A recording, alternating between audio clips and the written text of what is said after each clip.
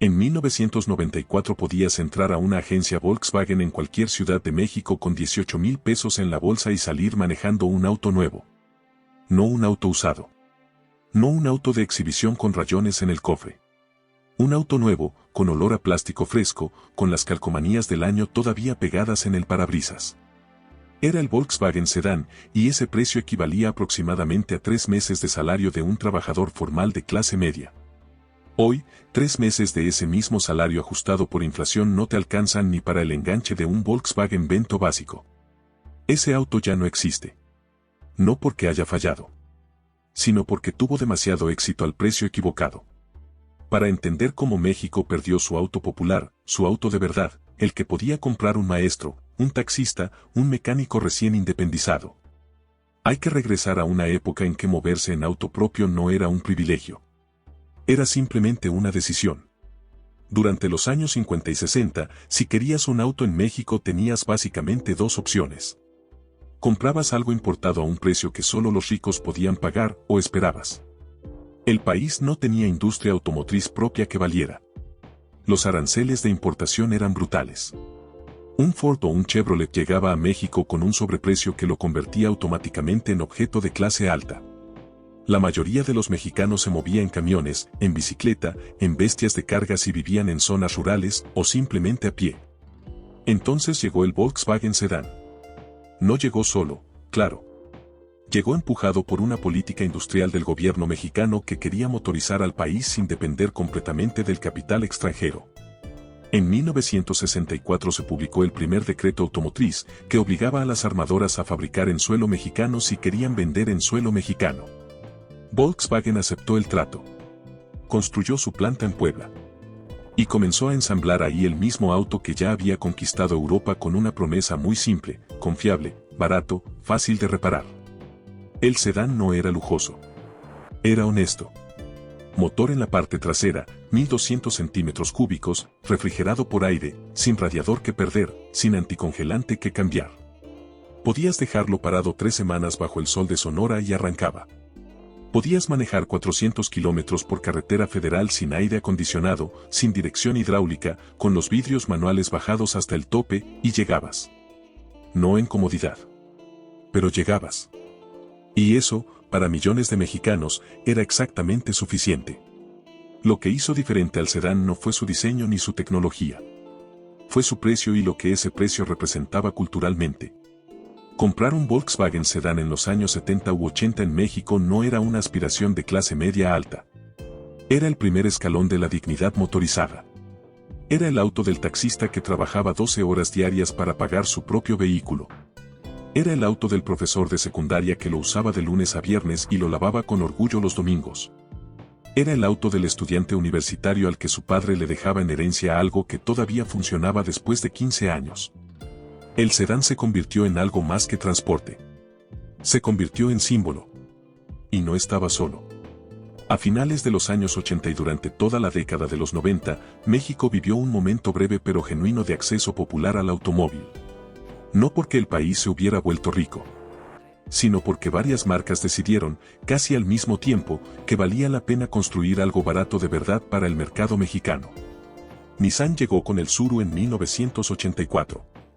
Un auto compacto, sencillo, con motor de 1.6 litros, suspensión delantera independiente y una caja de velocidades que cualquier mecánico del país podía desbaratar y volver a armar en una tarde. El Tsuru no ganaba carreras. No impresionaba a nadie en una avenida de Polanco. Pero era prácticamente indestructible dentro de sus propios términos. Los taxistas lo descubrieron rápido. Lo adoptaron masivamente. En ciudades como Ciudad de México, Guadalajara y Monterrey, el Tsuru se convirtió en el rostro del servicio de taxi durante casi 3 décadas. Cuando Nissan finalmente lo descontinuó en 2017, había producido más de 1,5 millones de unidades solo en México. 1,5 millones de autos fabricados en Aguascalientes, comprados por mexicanos, manejados por mexicanos, reparados por mexicanos en talleres de barrio con refacciones que costaban lo que debían costar. General Motors entró al juego con el Chevy Pop en 1994. Basado en el Opel Corsa europeo pero simplificado deliberadamente para abaratar costos, el Chevy Pop llegó al mercado mexicano con un precio de lanzamiento que rompió esquemas. Era nuevo, era moderno comparado con el sedán y cabía en el presupuesto de alguien que ganaba el salario mínimo si estiraba un poco el crédito. Tenía radio. Tenía cajuela. Tenía una línea que no avergonzaba estacionarlo frente a la oficina. Por un momento, brevísimo pero real, parecía que México estaba construyendo algo parecido a lo que Europa ya tenía, un mercado donde el auto propio no era exclusivo de quienes ganaban bien, sino accesible para quienes trabajaban duro. Ese momento no duró. 1994 cambió todo. No solo para los autos. Para todo. El 1 de enero de ese año entró en vigor el Tratado de Libre Comercio de América del Norte y estalló el levantamiento zapatista en Chiapas. 12 meses después, en diciembre, el peso colapsó. El error de diciembre, lo llamaron después con esa elegancia burocrática que tienen los economistas para nombrar los desastres. La devaluación fue brutal. En semanas, el peso perdió más de la mitad de su valor frente al dólar. Las tasas de interés se dispararon hasta niveles que hoy parecen imposibles. Quien tenía un crédito automotriz despertó un día con una deuda que había duplicado su tamaño sin que nadie le avisara. Las agencias automotrices amanecieron vacías. No porque la gente no quisiera comprar, sino porque de un día para otro, comprar un auto nuevo se había vuelto matemáticamente imposible para la mayoría. Los precios de los vehículos, atados al dólar en sus componentes importados, subieron de golpe. Los salarios no subieron. La brecha entre lo que costaba un auto y lo que ganaba un trabajador se abrió de forma violenta y nunca volvió a cerrarse del todo. México tardó años en recuperarse de ese golpe. Y cuando la industria automotriz comenzó a estabilizarse a finales de los 90, algo había cambiado en la lógica de las armadoras.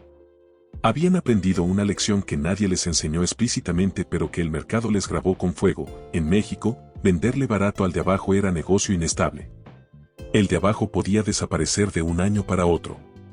Lo seguro, lo rentable, era ir subiendo. Hacer los autos un poco más grandes, un poco mejor equipados, un poco más caros.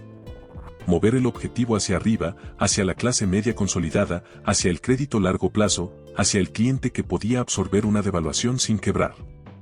El sedán sobrevivió a esa década por pura inercia cultural y porque Volkswagen no tenía con qué reemplazarlo a ese precio. Pero la inversión en mantenerlo competitivo se fue congelando. Sin bolsas de aire. Sin frenos de disco en las 4 ruedas. Sin sistemas de seguridad que empezaban a volverse estándar en otros mercados. Volkswagen dejó que el sedán envejeciera con dignidad mientras preparaba su salida. En 2003, la planta de Puebla ensambló el último Volkswagen sedán para el mercado mexicano. El auto que había motorizado a una generación salió de producción sin un anuncio grande, sin una campaña de despedida emotiva, sin que ningún directivo diera un discurso sobre lo que había significado. Simplemente dejó de fabricarse. La línea de ensamble se reconvirtió. Los moldes se archivaron. Y México perdió el auto más mexicano que nunca había sido mexicano del todo. El Tsuru duró más. Casi por obstinación. Nissan lo mantuvo en producción en México hasta 2017, 14 años después de que el modelo base había sido retirado en prácticamente todos los demás mercados del mundo. En Japón era historia. En Europa era pieza de museo.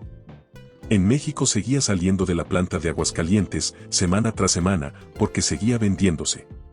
Porque el taxista que necesitaba un auto resistente, barato de mantener y con refacciones disponibles en cualquier esquina del país no tenía otra opción real a ese precio.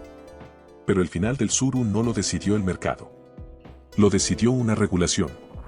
En 2017, México actualizó sus normas de seguridad vehicular para alinearse con estándares internacionales. Los autos nuevos vendidos en el país tendrían que cumplir requisitos mínimos de seguridad pasiva que el Tsuru, con su diseño de los años 80, simplemente no podía cumplir sin una reingeniería completa que habría costado más que el valor del auto mismo. Nissan no invirtió. Nissan despidió al Tsuru con una edición especial, una última corrida de unidades pintadas en colores nostálgicos y cerró la línea. La decisión era técnicamente correcta. El Tsuru reprobaba de forma escandalosa las pruebas de choque. En un impacto frontal a velocidad moderada, la columna de dirección invadía el habitáculo. Las pruebas del Latin Cup eran difíciles de ver. Nadie podía argumentar seriamente que mantener ese auto en producción era lo responsable. Pero aquí está la trampa. Cuando el Tsuru desapareció, no llegó ningún reemplazo a su precio. Nissan no lanzó un auto nuevo de 150,000 pesos con estándares de seguridad modernos para llenar ese espacio. Ninguna armadora lo hizo. El hueco que dejó el Tsuru en el mercado mexicano simplemente quedó vacío. Los taxistas migraron hacia autos usados, hacia modelos más viejos con menos seguridad todavía, o hacia plataformas de transporte por aplicación donde el auto es del chofer y el problema de comprarlo también. La regulación mató al auto barato sin crear las condiciones para que naciera uno nuevo. Y ese patrón, esa lógica de eliminar lo accesible sin reemplazarlo, se repetiría con el Chevy Pop, con el Atos, con cada modelo que había encontrado la forma de venderle un auto a quien no ganaba mucho. Uno por uno fueron saliendo del mercado. Y uno por uno, el hueco que dejaban se llenó de silencio. Hay un número que lo explica todo y que las armadoras prefieren no poner en el centro de la conversación. El margen de ganancia por unidad. Un auto compacto básico vendido en México en 2005 a 100,000 pesos generaba para la armadora un margen operativo de entre 3,000 y 6,000 pesos por unidad.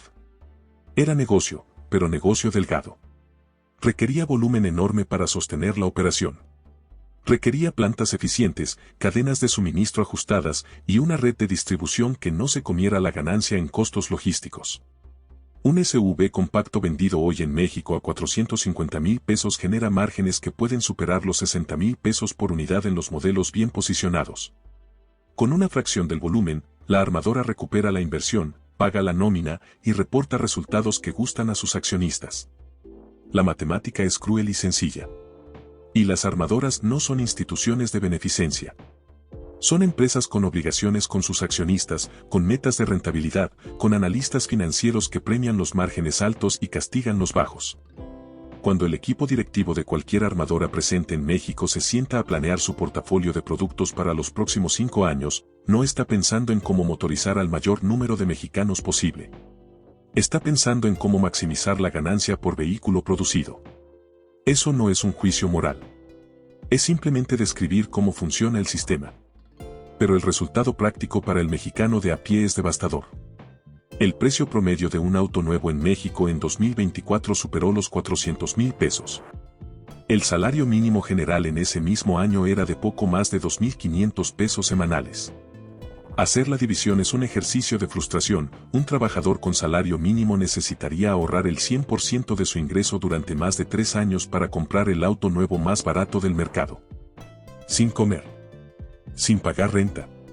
Sin ningún otro gasto. En 1990, esa misma proporción era completamente distinta. El auto más accesible del mercado costaba aproximadamente 6 meses de salario formal de clase media-baja. No era fácil. Requería ahorro y sacrificio. Pero era alcanzable dentro de un horizonte de tiempo humano. Era una meta que una familia podía plantearse y cumplir. Hoy esa meta se ha movido tan lejos que para la mayoría dejó de ser una meta y se convirtió en una fantasía. Hay otra fuerza que pocos mencionan cuando se habla de la desaparición del auto popular en México y que opera de forma más silenciosa que los márgenes de ganancia o las regulaciones de seguridad. Es el TLC y lo que hizo con la industria automotriz mexicana. México se convirtió en uno de los principales países productores de automóviles del mundo, no para los mexicanos, sino para el mundo. Las plantas de Puebla, Aguascalientes, San Luis Potosí, Celaya, Saltillo y Ramos Arizpe ensamblan millones de vehículos al año. México exporta más autos de los que vende internamente, por mucho. Es el cuarto exportador mundial de vehículos. Sus plantas son modernas, eficientes y trabajan con estándares de calidad que satisfacen los mercados más exigentes del planeta. Pero casi ninguno de esos autos está diseñado para el mercado interno. El TLC abrió a México como plataforma de manufactura de bajo costo para abastecer principalmente a Estados Unidos y Canadá. Las armadoras instalaron sus plantas aquí porque la mano de obra era barata, la logística hacia el norte era eficiente y los acuerdos comerciales eliminaban los aranceles de exportación. No vinieron a motorizar a México. Vinieron a usar a México como taller. Y esa lógica tiene una consecuencia directa en lo que se fabrica aquí. Las plantas mexicanas ensamblan los modelos que el mercado norteamericano demanda, camionetas, SUV versus sedanes de gama media y alta. No compactos baratos para trabajadores mexicanos. Eso no entra en la ecuación de negocio de ninguna armadora global. Si quisieran fabricar un auto de 150,000 pesos para el mercado mexicano, tendrían que diseñar una plataforma específica, desarrollar una cadena de suministro ajustada a ese costo objetivo y asumir márgenes mínimos en un mercado que puede volverse inestable con cada crisis económica. Ninguna lo ha hecho. Ninguna lo hará mientras haya compradores en Estados Unidos dispuestos a pagar $60,000 por una pick-up. Entonces México quedó atrapado en una paradoja. Es uno de los países que más autos fabrica en el mundo. Y es uno de los países donde menos personas pueden comprarse uno nuevo. Las autopistas que conectan las plantas con los puertos de exportación están llenas de vehículos que pasan frente a comunidades que no pueden adquirirlos. Se construyen en México, con manos mexicanas, y se van. Lo que queda para el mercado interno es el inventario que no se exporta, los modelos de gama media hacia arriba, y una industria de autos usados que se ha vuelto el único acceso real a la movilidad para la mayoría de la población. El auto nuevo popular no desapareció solo por codicia corporativa. Desapareció porque el modelo de negocio que sostiene la industria automotriz en México fue diseñado desde el principio para servir a otro mercado. Lo que se perdió no fue solo un segmento de precios. Se perdió algo más difícil de medir y más fácil de sentir cuando ya no está. El auto accesible en México era una promesa. No una promesa que alguien pronunciara en voz alta ni que estuviera escrita en ningún contrato social. Era una promesa implícita, del tipo que las sociedades hacen sin darse cuenta cuando las cosas funcionan más o menos bien. La promesa de que si trabajabas, si ahorrabas, si hacías las cosas dentro del sistema, el sistema te devolvía algo concreto. Un auto. Un pedazo de movilidad propia. La posibilidad de llegar a tu trabajo sin depender de un transporte público saturado, de visitar a tu familia en otro estado sin comprar boleto de autobús, de cargar las bolsas del mandado sin calcular si llevas para el pasaje de regreso. Esa promesa se rompió silenciosamente, sin anuncio oficial, sin que nadie firmara el documento de su defunción. Y lo más revelador es lo que pasó después de que se rompió. No hubo un reemplazo. No llegó ninguna política pública seria orientada a garantizar acceso a movilidad privada para quienes habían quedado excluidos del mercado. No hubo un programa de auto popular impulsado desde el gobierno, como los que existen en otros países con economías similares. No hubo presión real sobre las armadoras para que diseñaran productos accesibles para el mercado donde fabrican. Hubo silencio. Y el mercado de autos usados, con toda su informalidad y sus riesgos, se convirtió en la única válvula de escape. Hoy hay millones de mexicanos manejando autos de 10, 15, 20 años de antigüedad, no por gusto sino por necesidad. Autos que consumen más combustible, que contaminan más, que fallan con más frecuencia, que no tienen los sistemas de seguridad que salvan vidas en un choque. La desaparición del auto barato nuevo no solo afectó los bolsillos. Afectó la seguridad vial, la calidad del aire, la economía familiar de quienes destinan una parte desproporcionada de sus ingresos a mantener rodando algo que debería estar en el desuesadero. Cada vez que una armadora anuncia cifras récord de producción en sus plantas mexicanas y cada vez que esos mismos vehículos salen por los puertos hacia mercados que sí pueden pagarlos. El contraste es tan visible que duele si te detienes a mirarlo. México fabrica para el mundo. México no puede comprarse lo que fabrica. Y mientras tanto, en los talleres mecánicos de cualquier ciudad mediana del país, hay un mecánico de 40 y tantos años que todavía sabe de memoria cómo desbaratar el motor de un Tsuru. Que todavía tiene refacciones del sedán guardadas porque alguien siempre llega a pedirlas, que todavía recuerda cuando un auto nuevo no era una conversación de otro planeta. Ese mecánico no guarda nostalgia por el pasado. Guarda evidencia de que algo fue posible y dejó de serlo. No por las leyes del mercado. No por la evolución natural de la industria, sino porque en algún punto, alguien decidió que era más rentable dejarlo ir. Y nadie lo detuvo.